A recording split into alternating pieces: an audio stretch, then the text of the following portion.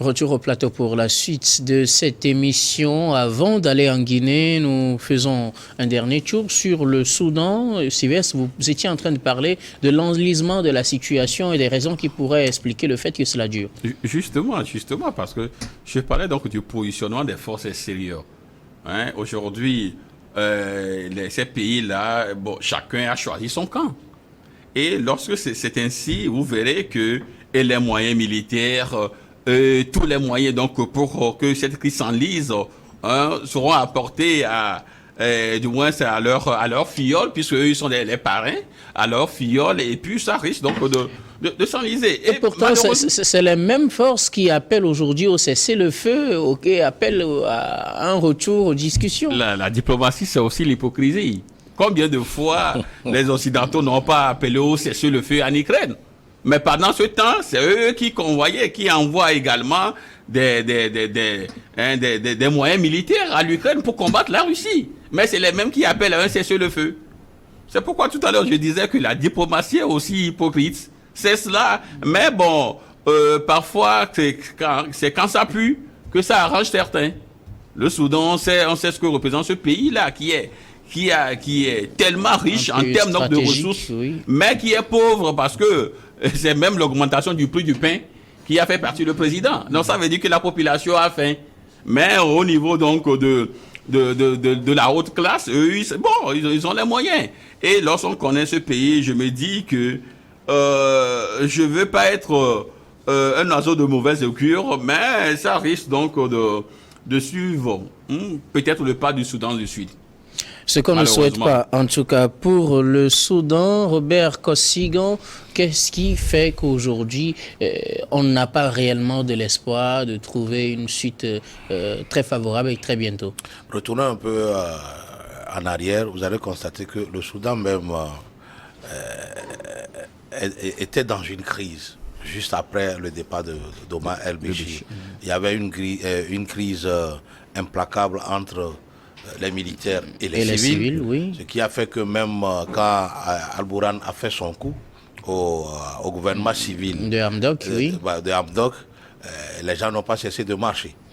Alors, cette crise vient se greffer sur... cette nouvelle crise vient se greffer sur l'ancienne. Alors, si même aujourd'hui, on réglait le problème entre les deux frères ou les deux factions armées, il y a l'autre problème qui est là, c'est-à-dire que les civils ne veulent plus voir les militaires au pouvoir. Et puis n'oubliez pas que toute société civile, les organisations de la société civile sont souvent portées par l'Occident.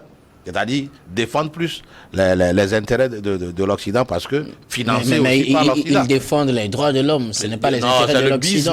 C'est le business plutôt des droits de l'homme. Mais ça, c'est vous qui le dites. Non, c'est ça. Tout le monde sait ça qu'en Afrique, quand les gens parlent de société civile, c'est parce qu'ils sont nourris derrière par l'Occident. Mais vous êtes de la société civile, mais bien sûr, mais je dénonce toujours le business des droits de l'homme. C'est parce que ce ne sont pas eux-mêmes qui parlent, mais c'est l'Occident qui parle à travers eux. C'est ça. Donc moi je dis, c'est une crise sur une autre crise. Alors, moi j'ai dit aujourd'hui, je ne crois pas que cette guerre va cesser si tôt. D'ailleurs, vous allez constater que même sous l'ère el-Béchir, le Soudan n'a pas connu une paix, une paix durable, pas du tout. Et donc, c'est un pays qui est déjà en feu, et ceux qui attisent ce feu-là, alors sont l'Occident et la Russie. Alors, quand les deux là vont se comprendre, il y aura la paix. Parce que vous savez, ce qui fait mal en Afrique est que l'Africain même n'aime pas son pays. L'Africain aussi n'est pas trop intéressé, devant ses intérêts, n'est pas trop intéressé par ni la paix, ni le développement de son pays. Comme l'a dit mon co-débatteur, vous savez, les gens défendent leurs intérêts à travers alors ce qui se passe aujourd'hui. Cette guerre, c'est vrai, ça décime la vie des gens. Mais au même moment, alors, il y a des grands dans ce pays qui se nourrissent à fond de cette crise-là et ils s'enrichissent. Et donc, moi, je dis, pour l'heure, seul le patriotisme et l'amour de son pays peut faire en sorte que les Soudanais doivent s'asseoir, déposer les armes et parler de comment faire pour régler alors leur problème qui a un seul dénominateur commun, c'est l'intérêt. Et parfois, cet intérêt même va plus dans le cas des expatriés, c'est-à-dire des étrangers. Ok, d'accord. Merci Robert Kossigan. Non, Je mais viens à vous. moi, je Louis. pense que pour le cessez-le-feu, c'est comme quelqu'un l'a dit, c'est juste diplomatique. Ce sont des simples mots. Parce qu'aujourd'hui, quand vous voyez la situation, on nous parle des hôpitaux qui sont détruits, des femmes qui sont violées, des enfants qui sont tués. C'est des faits qui entrent dans ce qu'on appelle la crime de guerre, crime contre l'humanité. Donc les gens ne veulent pas être comptables devant l'histoire. Donc à un moment donné, il va falloir qu'ils s'asseyent quelque part. Ils appellent au cessez-le-feu. C'est ça, c'est ce qui est fait. Mais derrière, on sait qu'ils font tous la promotion de cette guerre. Parce qu'après tout, ça les arrange. Ça les arrange parce que quelqu'un l'a dit, tous ont choisi leur camp et ils sont en train de soutenir le camp auquel ils appartiennent. Donc la fin, c'est qu'il y aura justement des bribes à partager, des résidus à partager. Donc on peut juste appeler un cessez-le-feu pour faire croire à la communauté internationale, pour faire croire au monde entier qu'on n'a pas fermé les yeux sur les incongruités, on n'a pas fermé les yeux sur les exactions. Et comme je le dis souvent, dans ces situations, il y a ce qu'on fait et il y a ce qu'on dit. Merci beaucoup Louis Kamako. Je voudrais bien rester avec vous pour aborder le deuxième sujet de ce débat de ce soir, direction la Guinée, avec les ambitions de Mamadi Doumbouya. Le président veut s'inspirer du modèle rwandais, une déclaration faite lors de la visite du président Paul Kagame qui, dans sa tournée ouest-africaine après le Bénin et la Guinée-Bissau, s'est rendu en Guinée pour la dernière étape. Alors, quel regard portez-vous sur ce désir de Mamadi Doumbouya de faire comme au Rwanda? Non, mais d'abord, ce que je conteste, c'est que les deux présidents sont dans la logique de ce qu'on appelle la promotion du partenariat sud-sud. C'est ce qu'on a toujours prôné, c'est ce qu'on a toujours recommandé, mais dans les faits, c'est souvent difficile. Mais je pense que les deux présidents-là sont en train de montrer l'exemple. Et celui qui, vous l'avez dit, c'est une tournée que Paul Kagame a entamée depuis longtemps. Il était à Cotonou, tu l'as été à Cotonou, au Bénin, tu l'as dit et tout. Donc il a chuté peut-être à Conakry, en Guinée, où il a rencontré le président de la transition, Mohamed Doumbouya. Donc je pense que l'initiative en soi, elle est à saluer, même si aujourd'hui on pense que ce n'est pas le rôle de Doumbouya de mener ces genres d'actions, parce que lui, il dirige un gouvernement de transition. Mais après tout, quand vous voyez ce qui se fait, quand vous voyez en fait ce qui se passe en Guinée, vous allez vous rendre compte que c'est vrai que c'est un gouvernement de fait qui est là, c'est un gouvernement de transition qui est là, mais à chaque fois qu'un acte du genre est posé, il y a de l'euphorie au sein de la population, parce que ce que veut la population aujourd'hui, c'est que les choses bougent. C'est de faire oublier peut-être Alpha Condé. Faire oublier Alpha Condé, c'est aussi ça, c'est d'aller chercher d'autres partenaires qui vont développer la Guinée. C'est de chercher d'autres partenaires qui vont permettre en fait à la Guinée de sortir complètement de l'ornier. Et moi, je pense que le partenariat avec le Rwanda,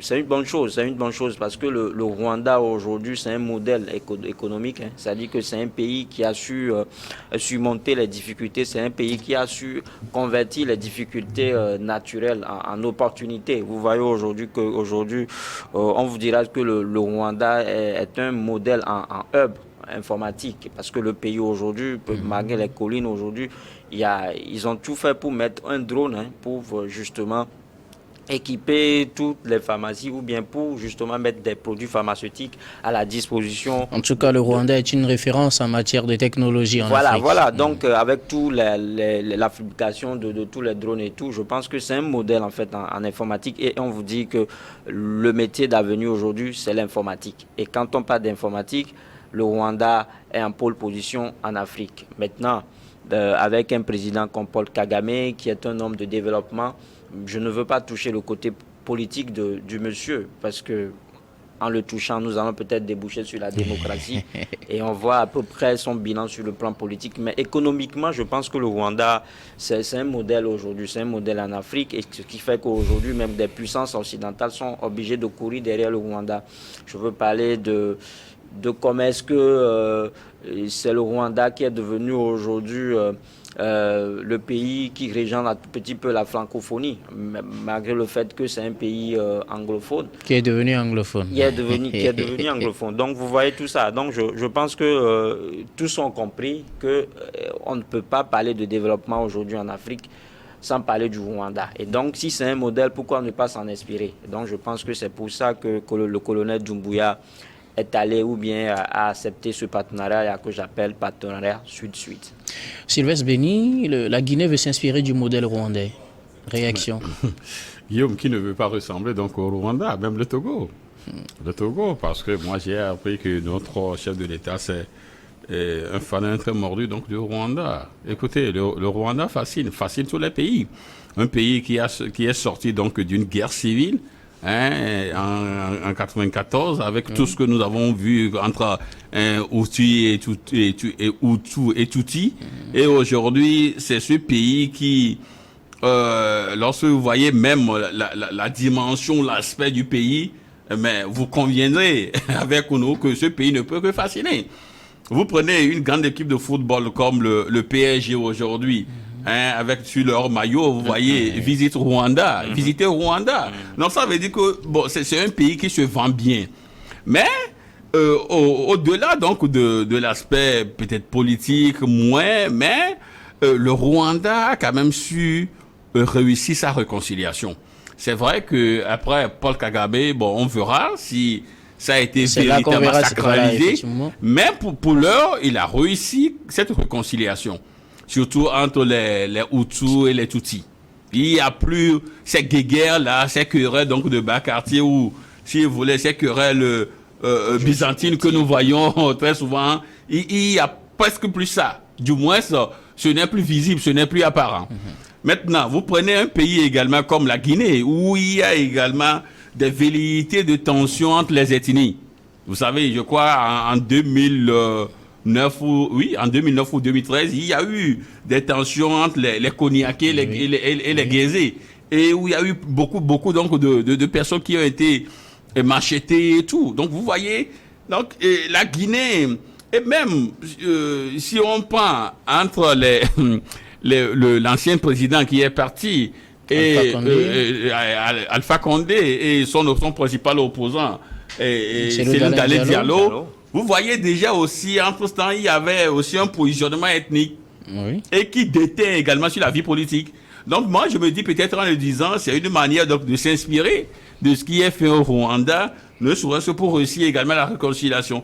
Encore que le pays est en train donc de traverser une crise, puisque le président déposé, c'est bon, si vous voulez, je n'aime pas trop ce terme-là. Bon, peut-être que je suis obligé pour vous permettre donc de mieux comprendre les choses. La junte militaire, c'est vrai, je n'aime pas ce Ils ne sont plus une junte puisqu'ils sont investis. Voilà, donc vous voyez, on dit la junte militaire guinéenne. C'est juste pour vous faire toucher du doigt la chose. Donc, ces autorités qui sont là aujourd'hui, hein, avec à leur tête Doumbouya, veut réconcilier le pays, veut pacifier le pays, peut-être donc avant de passer la main donc à un gouvernement civil. Donc s'il le dit en s'inspirant du Rwanda, je crois qu'il n'a pas tort. Mais déjà, une fois l'annonce faite, vous voyez qu'au niveau des politiques, ça grogne déjà. Parce que ça renvoie à cette idée où le Doumbouya veut peut-être braquer le pays, il veut conserver le pouvoir à vie. Voilà pourquoi Paul Kagame. Kagame. Donc, c'est cette crainte-là, cette suspicion qui est déjà qui enfle au niveau donc des politiques. Il dit bon, si Doumbouya veut faire comme Kagame, donc ça veut dire qu'il veut s'éterniser comme Kagame. Voyez-vous, donc voilà un peu l'idée qui est peut-être sous-jacente, mais s'il le dit, je crois que bon, tel que je l'ai dit au début, le Rwanda, c'est un modèle à copier partout en Afrique. Voilà. Robert Kosigan, la Guinée qui veut s'inspirer du modèle rwandais, est-ce qu'il y a des craintes qu'on s'inspire du modèle politique et démocratique aussi du Rwanda? Non, déjà, le représentant de Doumbouya l'a dit au cours d'une interview. En tout cas, c'est ce qui a été dit dans le communiqué. Oui, c'est l'aspect économique qui intéresse. C'est l'aspect économique et le développement agricole qui intéresse Doumbouya. Doumbouya, c'est qu'il dirige une junte qui va passer la main. Une transition qui va passer la main. Lui-même le jure qu'il n'y aura pas un seul jour de plus, c'est-à-dire l'année prochaine. C'est vrai que les dissensions politiques internes ne permettent pas qu'on déroule alors d'une façon convenable le chronogramme de cette transition, parce que Cellou Dalein Diallo se voit déjà comme un dieu qui doit diriger la Guinée sans pour autant alors il a des déboires judiciaires aussi. Voilà, répondre à la justice. Et comme le mode operandi, c'est d'envoyer les gens à la rue au détriment de leur vie. Plus ils vont compter les morts, ils comptent sur la pression de l'opinion internationale pour qu'on puisse le laisser le pouvoir, ce qui est très mauvais. Mais je pense qu'il n'est pas interdit à copier le bien. si c'était un président européen ou américain qui était arrivé, je crois que tout le monde applaudirait. Maintenant, quand c'est un Africain, tout le monde même les présidents européens qui viennent chez nous, est-ce qu'une fois ils ont pensé le bien de l'Afrique? Pas du tout. Maintenant, si aujourd'hui, il y a Kagame qui arrive en Guinée et que Kagame a des pratiques qui sont correctes, qui rentrent dans le cadre du développement d'un pays, on peut le copier. Même s'il est un président de la transition, son temps-là, il faudrait que la Guinée vive et que la Guinée alors amasse beaucoup alors de recettes pour pouvoir venir, pour pouvoir donner satisfaction aux besoins du peuple guinéen. Donc moi j'ai dit, c'est une bonne chose. Surtout qu'en la présence de Kagame, Doumbouya a encore dit que l'année prochaine, il rendra le tablier. Donc, il ne peut pas rendre aussi. Les Guinéens doivent savoir que si Doumbouya doit respecter sa parole, il va falloir qu'on l'aide à dresser très bien, convenablement, son chronogramme pour que les 24 mois ne soient pas dépassés. Mais quand ils vont toujours mettre les bâtons dans sa roue, pour que alors il ne puisse pas dérouler le chronogramme tel que conçu, il ne pourra pas partir. Donc, le départ de Doumbouya dépend plus des Guinéens, c'est-à-dire des partis politiques guinéens. En principe, quand on dit, OK, on veut discuter avec les partis politiques, ce n'est pas le numéro 1 du parti forcément. Parce que je crois que tout parti politique a une structure. Alors, que des gens qui sont de ce parti-là aillent répondre et discuter, puisque ce qui est en jeu, c'est la Guinée. Alors, quand les gens veulent que plus vite Doumbouya parte, qu'il laisse Doumbouya dérouler son chronogramme tel qu'il est et organise les élections et part. Ça, c'est simple que ça. Donc, moi, j'ai dit aujourd'hui, qui ne veut pas avoir un pays comme le Rwanda? Qui ne le veut pas?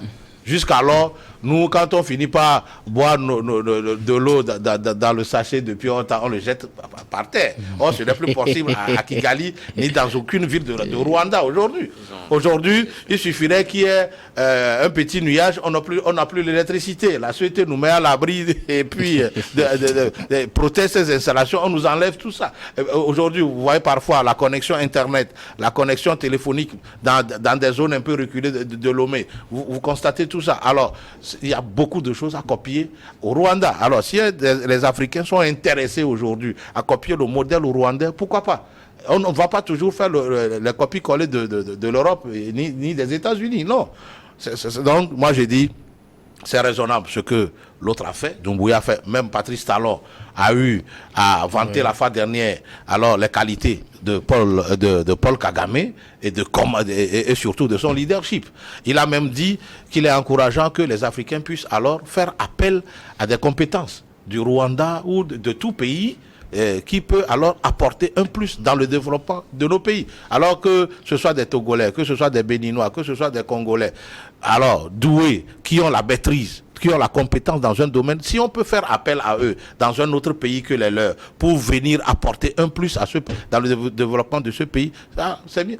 Les Français, les Européens, les Américains, les Belges qu'on nous envoie, excusez-moi, ils ne sont pas plus tous compétents, plus intellectuels ou plus, je ne sais pas, intelligents que les Africains. Il y a aussi des Africains qui sont appelés dans ces pays-là à des postes très sensibles et qui répondent bien. Donc on peut toujours faire appel à eux. Vous aviez tous touché du doigt ce développement très apprécié du Rwanda ou que tout le monde voudrait copier. Vous aviez parlé d'ailleurs du côté football avec le PSG, le Rwanda qui est devenu une icône qu'on promeut un peu partout. Le soft power rwandais a-t-il aussi atteint un niveau que tout le monde veut vraiment le vendre et qui s'achète aussi facilement dans la sous-région? Écoutez, lorsque le Rwanda a déposé sa candidature pour être le secrétaire général, c'est-à-dire que la dame qui a déposé Louise Mushikiwabo, voilà, qui pour être le secrétaire général donc de la francophonie, l'annonce a été faite en anglais pour un pays qui veut être donc secrétaire général de la francophonie. Mais pourtant, ça n'a pas empêché à ce que la France puisse soutenir cela et aujourd'hui, elle est là. Ça veut dire que lorsque vous avez une certaine assise, lorsque vous avez mis quand même des éléments qui permettent à ce que les autres puissent vous respecter, quelle que soit la situation, votre aura primera toujours. Voyez-vous, donc aujourd'hui, le Rwandais est respecté partout. Même, vous savez, même le Commonwealth, la dernière fois, il y a quelques mois, je crois qu'il y a une réunion qui a été tenue là au Rwanda. Oui. Donc, c'est un modèle, je me dis, ma foi, à copier. Même si je ne veux pas aller trop sur le plan politique, parce que on me parlera tout de suite de démocratie. Parce que quand on parle de démocratie, l'exemple que nous avons copié, c'est de faire 2 mandats de parti. Mais le monsieur, il est là depuis des lustres, il ne parle pas. Donc, on va me dire qu'il n'est pas démocrate, ou il est anti-démocrate. Sinon, il est dictateur ou tyran. Ça dépend de la posture de positionnement de chacun. Mais ce que le gars fait, la valeur ajoutée, c'est-à-dire des valeurs intrinsèques que ce pays commence donc à imprimer et donc à promouvoir au sein même en Afrique, d'abord dans la sous-région, en Afrique et dans le monde, je crois que le Rwanda mérite quand même des ovations, si vous voulez. Donc, disons que tout va, quoi. Pour l'instant, tout va, tout coule, tout marche comme sur des roulettes. Maintenant, c'est après Kagame, puisque lui-même, il annonce aussi, et pour très bientôt son départ, je ne sais pas si c'est la politique, il faut prendre cela avec des grains et des pincettes, mais souhaitons quand même que ce qui est là aujourd'hui puisse prospérer. Ils ont une armée puissante aussi, il faut le dire. Ouais. Et le Bénin est en train même de faire les yeux doux pour que on puisse, en dehors donc des Français, des Américains, des Allemands, qu'on appelle très souvent, pour venir sécuriser nos côtes, pour venir faire donc nos palabres, comme le disent les Ivoiriens, pour venir faire nos palabres pour nous. On peut appeler coopération sud-sud, et mon confrère l'a dit tout à l'heure, on peut, entre nous, s'entraider. Et c'est officiel, le Rwanda va soutenir militairement le Bénin. Voilà, donc on peut s'entraider et tout, et donc je crois que c'est bien parti. C'est un modèle que moi, principalement, j'apprécie. Et bon, si cela peut faire des émules, je crois, c'est tout béni. Voilà. Sylvestre, oui. Non, mais Louis plutôt. Excusez-moi.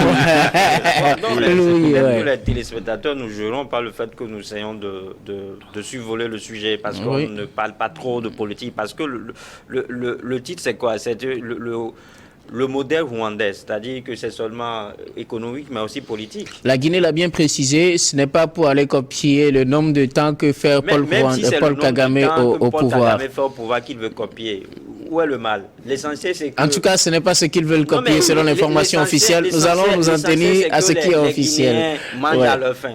L'essentiel, c'est que la Guinée soit développée. C'est aussi ça. Celui d'Alain Diallo ne l'appréciera pas, je suis sûr.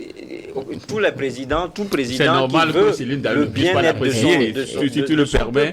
Alors, pour ne pas perdre le fil, c'est normal que Céline Diallo ne puisse pas l'apprécier. Pourquoi? Parce que le Rwanda lutte contre la corruption. Voilà. Mais lui, il l'a poursuivi aujourd'hui. Attendez, je ne vais pas aller sur ce terrain. Mais est-ce que vous allez dire que vous allez peut-être dire que Kagame, ce n'est pas un président démocratique? Mais je ne pense pas que les Rwandais meurent de faim, non. Ils sont bien nourris, ils sont bien équipés. Et quand ils tombent malades, ils ont un hôpital de référence là où ils peuvent aller se soigner. Et je l'ai toujours dit. Que vaut la démocratie dans un pays qui a faim? Voilà la question. C'est la grande interrogation. C'est la grande interrogation aujourd'hui. Si vous êtes démocratique, vous avez des présidents qui ont peut-être la culture de ce qu'on appelle l'alternance au pouvoir. Ils viennent, ils font 2 mandats, ils partent. Mais le pays n'est jamais heureux. Le citoyen est toujours classé parmi les citoyens les plus malheureux au monde. Je ne trouve pas que la démocratie dans ce pays-là est primordiale. Je donne l'exemple de Paul Kagame, qui a peut-être fait plus d'une vingtaine à la tête du Rwanda. Bientôt une trentaine. Mais les Rwandais ne se sont jamais plaints parce qu'ils connaissent ce qui est bien pour son pays, ils connaissent bien ce qui est bien pour sa population et ils mettent tout le monde dans une seule moule. C'est-à-dire qu'ils essaient peut-être de donner à chacun tout ce dont il a besoin. En fait, nos peuples en Afrique, les populations africaines, ont juste besoin de ça parce que tout le monde on a conscience que tout le monde ne peut pas être président, mais tout le monde a besoin de bien manger au moins 2 fois par jour, tout le monde a besoin de bien enterrer ses morts parce que ça tient beaucoup aux Africains, tout le monde a besoin de bien se vêtir et de bien s'habiller. Donc si vous êtes président et que vous arrivez à mettre des conditions et que les populations retrouvent dedans, je ne pense pas qu'ils vont vouloir à tout prix qu'il y ait un autre qui viennent prendre le pouvoir. C'est vrai qu'on l'a dit que nul n'est indispensable. mais dans l'indispensabilité, il y a de la nécessité. Merci. Il y a aussi la Libye. Voilà. Ouais, avec Il y a la le Libye avec modèle de Kadhafi. Kadhafi. Voilà. Robert Kosigan, à l'annonce de ce désir de copier le modèle rwandais, la politique se sont tout de suite lancés. Ils ont dit qu'il ne faudrait pas qu'on fasse une récupération politique avec la situation qui n'est pas aussi très rose actuellement en Guinée, que Mamadou Doumbouya n'essaie pas de détourner les intentions en voulant vendre le modèle Moi, rwandais. tout de Qu'est-ce suite, que vous en je dites? vais vous surprendre. Si Doumbouya peut faire comme Kagame ou à moitié comme Kagame, et qu'il reste au pouvoir. Parce qu'aujourd'hui, à quoi ça sert cette histoire de démocratie qui met à feu à ça nos pays et qui ne fait que enrichir une classe? Mais est-ce que dans le fond, Doumbouya n'est pas en train de faire une récupération politique de dans le l'affaire? fond, les pays qui nous imposent aujourd'hui l'alternance au pouvoir, ils n'ont pas commencé par l'alternance au pouvoir. Prenez leur histoire. Il y avait eu des pères fondateurs qui ont su insuffler le développement à ces pays-là. Nous avons eu aussi nos pères fondateurs. Écoutez, mais nos pères fondateurs qui ont été pourfondés par l'Occident.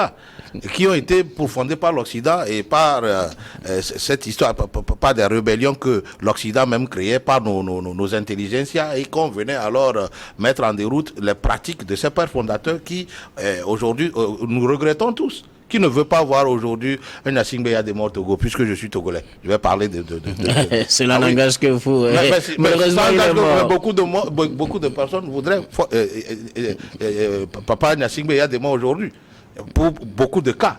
Et donc, moi, j'ai dit... Le père est bon plus que le fils? Non, je ne dis pas ça, mais